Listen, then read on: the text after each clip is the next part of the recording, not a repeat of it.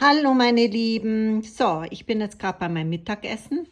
Momentan mein Favorite Mittagessen, das sind Proteinwaffeln, Apfel und einen Quarkdip mit Stevia leicht gesüßt und Erdnussbutter. Also so ein Teelöffel Erdnussbutter. Und die Waffeln werden gemacht 30 Gramm Proteinpulver, also da könnt ihr nehmen, was ihr wollt. Und ein Ei und 2 Esslöffel Milch und ein bisschen von dem Stevia. Das war's. Also geht ratzifatzi schnell, schmeckt absolut lecker. Und ja, probiert es einfach mal aus und sagt mir dann, ob es euch schmeckt.